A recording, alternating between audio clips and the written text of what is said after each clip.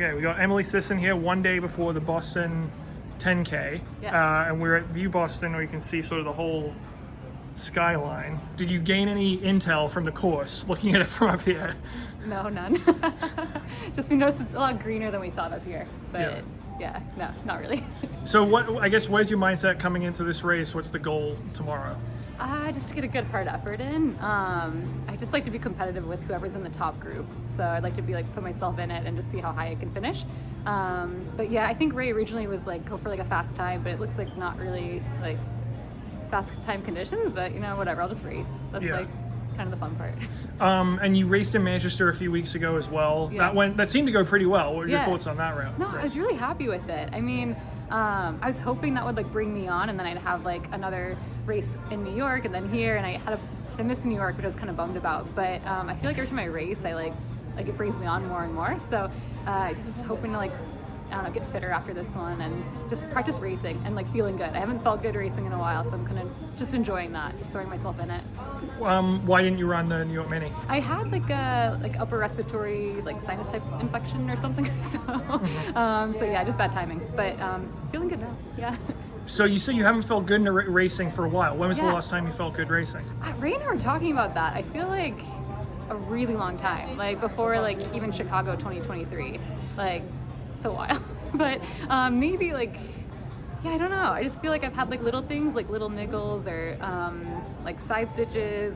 I don't know. Just body just hasn't been quite cooperating the last little while. So it's kind of nice just feeling like myself and feeling really strong and just you enjoy those moments or that training when it is clicking and when you can go to a race and not be thinking about anything else. You're just I'm gonna go compete. Yeah. So did it feel like that in Manchester? Good again? It did. Okay. It felt good. Yeah. I kind of felt like I was coming around a little bit before New York City half. Didn't have a great race there, so I'm maybe that's in my head. Maybe I'm not actually coming around. But then it that brought me on a ton, and I just feel since then I've just been training and trying to get fitter and just chipping away. Yeah. Cool. And so what's the thoughts for the rest of the summer and then into the fall? Will you do some more road races? Will you run a full marathon, you think? Yeah, I just picked my fall marathon. So I have that decided, and then I have a fall half picked too, and then the rest, I'm working backwards. The rest I'm still figuring out. But fall marathon picked and a half. Yeah. And have you been in Providence recently, or where have you been based in the moment? Providence the last month. My husband just started to practice in Ireland, so I'll be there for part of the fall marathon build, but the last month I'm definitely going to be in Providence, and still figuring out the rest. Yeah. So, But you guys have a house now in Ireland, right? We so do. What's that been like living over there? It's actually been good. I mean, we figured it could be a bit of an adjustment, but training-wise, that's actually been it's been clicking, and that's been going really well. I thought I also had a not normal experience the past spring. It's been super sunny and really nice weather. So, but yeah, I mean it's good. It's an adjustment over the winter. I was it was a little bumpy, but yeah, I don't know. We're kind of getting into a groove, and I like the routine I'm in, and I'm feeling myself again. So that makes it easier. So yeah, that's been good. What are the challenges or adjustments you had to make to moving there? Challenges. So I actually was a little concerned coming here from there because it's not hot and humid. And so I'm doing these hot humid races. So I want to be on the East Coast prepared for that. So I came out a little early before New York. I actually feel it doesn't take me that long to get used to the heat, maybe a week or so. So I'm I don't need that long, but if I'm getting ready for a hot humid marathon, I'm gonna need more than a week. But so that's probably one challenge, and then just figuring out the flight's not too different in my mind than flying to the West Coast from here, but it still is a long flight. So making sure I get in, have time to do a workout, not catch a bug on the plane. That stuff's still kind of figuring it out. Yeah.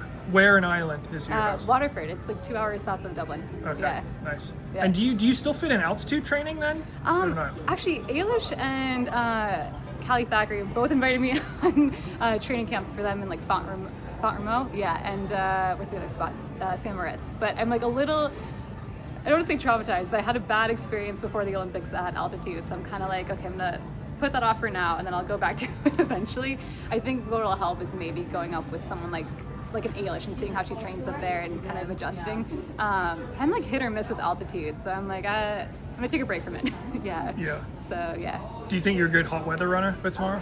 Yeah. No, I feel ready for the heat. I'm not worried about that. I think naturally I kind of handle it better, but you still need to prepare for it. I don't think I can go from training in 60 degrees and cool to hot, humid race. I still need like a little bit of preparation. Yeah. But yeah. And you said you're starting to feel back to feeling good racing again. Yeah, yeah. Do you think that was because of the extended break you took after the Olympics, or is there something else that you think contributed? Yeah, I think it's a few things. I do think my body needed a break, and probably a break from marathon training, but then I also needed to like, it was a combination of rest and then like figuring out like, okay, what do I really need to strengthen? Like what here is like not, what here's weak, what do I need to work on?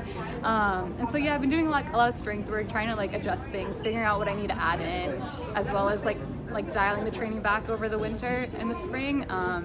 But yeah, no, I wasn't sure actually. I was like, I don't know, my body might just be like kind of fried, but it's a nice feeling. Yeah, kind of a pleasant surprise. Yeah. How much time did you take off after the Olympics? I took 3 months, like pretty low mileage, not training very much, and I actually felt like I wasn't getting much better.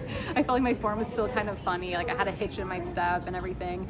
I feel like I didn't start feeling like myself until March, maybe even April. And I remember after Tokyo it took me a while too, and I feel like it was like February, March I started feeling like myself after Tokyo in 2021. So I do sometimes think my body just like needs like a big reset. So I'm like, anyway, I'm hoping to stay healthy and stay feeling good, because it is nice when things are clicking a little bit more effortlessly. And will we see you on the track again at any point, or no? I don't know. I'm like leaning. I don't have any plans on it. The track always irritates my knee, and I'm just like, and sometimes that takes like so long to get calmed down. I do like the track. It's not that I don't like it. I love it. I just don't like how long it takes to come back from it. So maybe not. I'm not sure. Yeah. All right. Well, thanks, Emily, for the time, and good luck tomorrow. Thank you.